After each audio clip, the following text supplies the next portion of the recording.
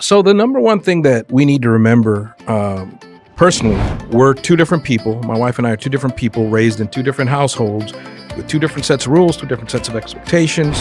The things I remember my dad telling me is spiritually was when he would share a verse and then he would relate it back to a moment in his life and tell me a story, and I would get a picture of a moment of his life, and those stuck with me through the years. And so I'm also transparent. There's certain things I'm like, you guys, I've been there. Even your teacher, your parents, we've been in a place of where we want to fit in, but when you really step outside of your feelings and your emotions, because that clouds your judgment, you can really look at a situation and say, yeah, I don't want to be a part of that. Welcome to the Faithful Fathering Podcast. This is Rick Wertz, founder and president of Faithful Fathering, welcoming you, and I thank you for joining us. Faithful Fathering is all about encouraging and equipping dads to be faithful fathers and to reinvigorate the church on the fathering front. Well, what words of encouragement would you have for a dad out there that maybe feels like he's been left out of the youth youth ministry is always looking for volunteers, but what about if he feels not engaged spiritually, and or that the church really focuses on youth ministry, nothing about family? Is there any encouragement you would give a dad or even a church that says, this is something to consider? Well, sure. As far as the church goes, I would encourage any ministers out there to involve parents. There's a myth that goes around like, well, I want to give my child space to grow. Well, that's not biblical. It says that we're supposed to be there with them, and parents are worried they're going to cramp their child's style or not let them be who they are. But I think it's good to be involved in the youth ministry. Some of my biggest influencers when I was a teen were dads of other students, not necessarily my youth minister, and so. And I still know their names and still talk to those guys, even though it's been 30 plus years ago since I was involved in that youth ministry. And so I would say as a church, encourage parent involvement in your youth ministry, and just tell them to be themselves and be consistent. Consistency is key to building those relationships with your own kids and the students as well. From a parenting standpoint, I would encourage dads, if they're not involved in the youth ministry or if they're just trying to figure out a way to engage spiritually with their kids, is to ask questions. We all have to sit down and eat at some point or another. And if we sit around the table and we ask questions about the youth ministry or about the spiritual life of a young person, maybe they'll start off with, I don't know, but we can word questions in a way to get it not a yes or no answer, and really just ask them some questions. And there's a lot of resources online for that. I know you have plenty of those, just questions you can ask to engage, to get the thing going. Share your favorite verse. And not to come across as a preacher, but if you open up and read a scripture and say, this is why this verse is powerful to me, and maybe share a story of how it impacted you in a tough time or a good time and in your life and helped you spiritually. I know kids love stories. And so the things I remember my dad telling me is spiritually was when he would share a verse and then he would relate it back to a moment in his life and tell me a story, and I would get a picture of a moment of his life, and those stuck with me through the years. And listening is key. What a concept. That's good stuff, Mike. Thank you. There's but then there's also the concern we have about preparing them for the next chapter of life. You're at the teenage years with your son, preparing him for some of the curveballs that he's going to face, not only in school, but in a few short years when he's away from home. Right. How do you, what have you done to set up rules or disciplinary action or what have you to help bring all this into the right perspective of criticism? So the number one thing that we need to remember, personally, in my marriage, and I'm thinking it's going to be this way in a lot of other marriages, is we're two different people. My wife and I are two different people raised in two different households with two different sets of rules, two different sets of expectations, possibly two different outlooks. And we had to purposely decide that, okay, we're on the same team, and we may have done things differently, whether it be the toilet paper being, over or under, or, we were talking about that at church the other day. But at the end of the day, this is how we are going to do it in our household. And we need to be on the same page. And we need to remember, because there's going to be times where we disagree, we need to remember that we're on the same team and we have to figure out what is going to be the best move for this team.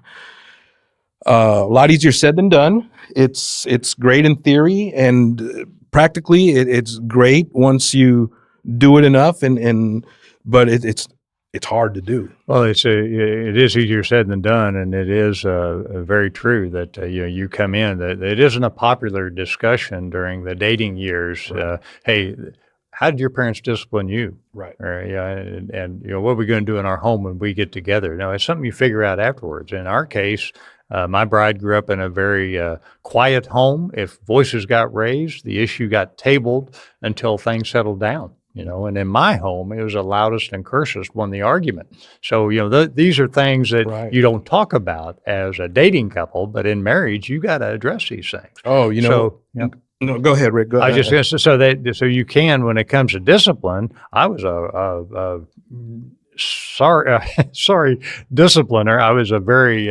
Animated? Well, I wouldn't say animated. It was a physical discipline, because in my home it was beatings will continue till morale improves. Now I didn't beat the child, but I was corporate Sure. punishment spanking was part of the deal. But Linda, my bride and I had to work through that and say, okay, if we're going to discipline, let's make sure it's not out of anger. That's where Right. I was particularly bad, because every time I took a beating, there was a lot of anger, and I just thought that was, we grow How you up do in it. what we grow up in. That's the norm until we get a wake up call like I got. So the challenge is to understand where that discipline needs to be implemented and what the appropriate discipline might be. Have you guys come to those terms?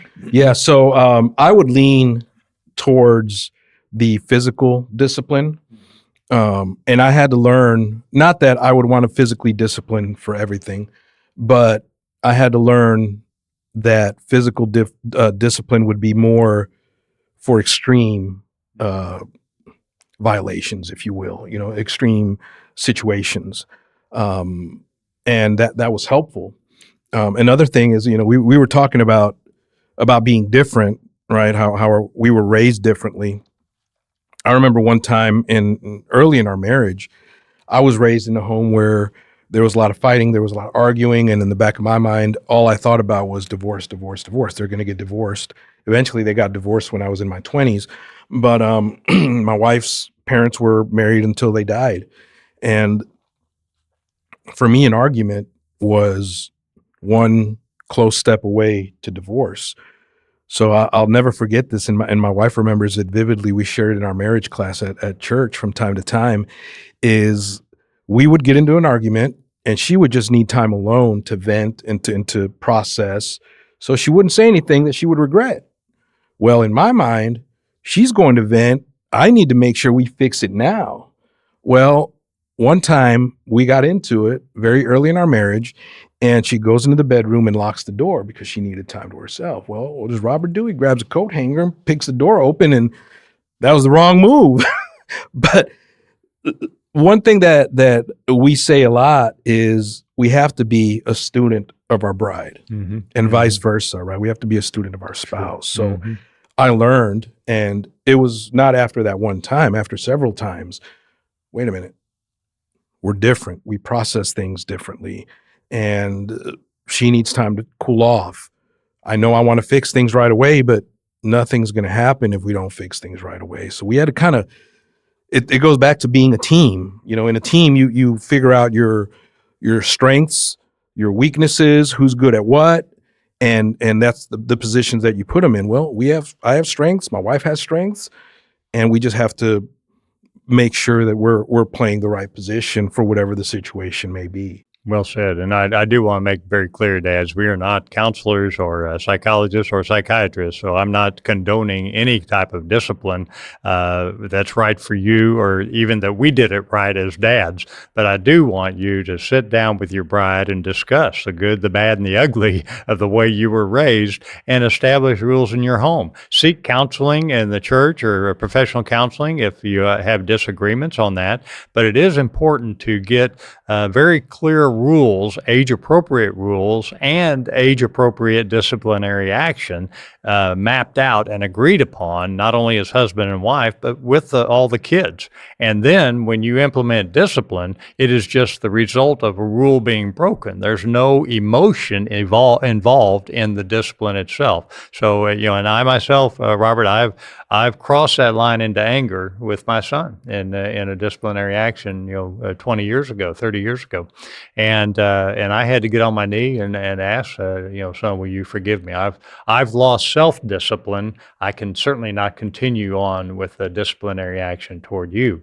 And of course, he's more than happy to forgive me because it got him out of the day. He knew the discipline was stopping, so that was a positive. But it was something I had to it was very humble in approaching this, that I had lost self-discipline. Well, what a great picture of owning up to our actions, even when we got it wrong. Mm-hmm. Mm-hmm. I've had to apologize to my son for certain things. The other day, I apologized to my girls for yelling at them. They're little girls. They're full of energy. Dad's tired. Mm-hmm. Dad wants to chill for a little bit and zone out. Well, it's not their fault. Suck it up, Buttercup. Suck it up. And As my a dear wife, friend says. my wife was the one to point it out to me. Sure. You should probably apologize to the girls. And she was right. Yeah. I needed to. But, that just, a friend of mine gave me the advice years ago that to tell my children, especially my oldest, my first son, this is my first time being a dad. I'm doing everything I know to be right, but that doesn't mean it's all right. That I'm going to make mistakes. And just like you're being a son for the first time, I'm being a dad for the first time. And sometimes I'm going to call it wrong, and I'll apologize when I do. And I've done it. And it's just owning up to our actions and teaching them there's consequences for our actions, but we can also do whatever we can to realize and admit that we were wrong and made a mistake. Now, if there is a church or a school out there that wants to engage Street Grace, what's the best way to do that? Yes, you can visit our website, streetgrace.org, and feel free, if you're here in Houston, to reach out to me, Shanita Hart. My email will be on the website, or our executive director, Jamie Carruthers. Okay. And what advice do you have for dads if they just have a gut feel, or even if they don't? What do dads need to be paying attention to? Yeah, I think for dads, communicate. Have those uncomfortable conversations. They're uncomfortable, but it's needed, because if the dads aren't having them, somebody else will. And there's not only, male predators, but the role that a father plays in a child's life is very important, because you really set the tone, for your daughters on how confident that they'll be. You set the tone for how they'll want to be treated, because you are who they see first. Mm-hmm. And so if you are admiring them, telling them how beautiful she is, and when another man comes to do that, her response will be, thank you.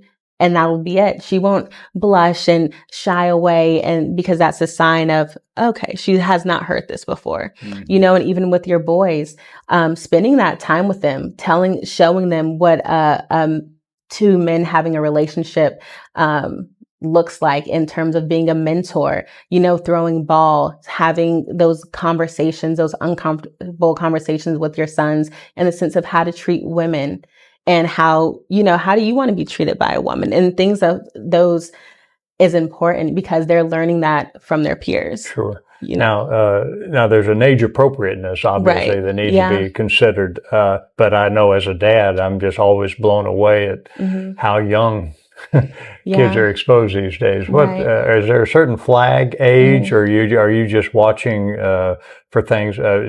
Just some tips for dads to say, what would be appropriate to approach, or what kind of Yeah. dialogue should I have? Yeah. So we actually, in one of our trainings, Keeping Kids Safe in the Digital Age, talk about the age range. And so we say from, let's say 1 to 3, telling your children the correct language for body parts. Why? Because predators do not like when they hear that a child knows the correct term for that body part, they don't like it. And so it shouldn't be a nickname. It should be the correct term. From ages about, 4 to 6, you can start talking about boundaries. What makes you comfortable and uncomfortable, because kids know that. I worked at a preschool for 3 years, and when you're potty training their kids, you're not allowed to. You're right. You are correct to say that. So can you wipe yourself, please? And so I'm just like, this is amazing. They know these things. That is important because kids will communicate with you. And then, from ages from about 8 and up, they will want to they may ask you questions. They'll start asking you questions. Do not shy away from them. Answer them, because they're letting you know that they're ready to hear those answers. One, they probably heard a topic at school or from a peer. So if they're coming to you asking you, Mom, what does this mean? Or Dad, what does this mean? Answer it to your best ability. Of course, use certain language to where they can understand it, maybe breaking it down for them a little bit. But once they start asking those questions, it's important to start answering them instead of just pushing it away, saying they're not ready, because they are ready. That's why they asked you. Well, that's some great clarity. Thank you, Shanita. And dads, I hope you're listening. Number one, we have to know the answers, so you better be ready for that. But two, I would say if it's an inopportune time to answer a question, don't belittle the question. Just say, not right now. We will talk about it at this point in time. But just some fabulous tips here from Shanita Hart with Street Grace Ministries. Dads, this is something we need to tune into, to be sensitive to just the realities of the world. So take on your job as the dad you're called to be, the dad that your kids need to see every day. Open and ready to discuss, communicate at every opportunity. God bless, Godspeed.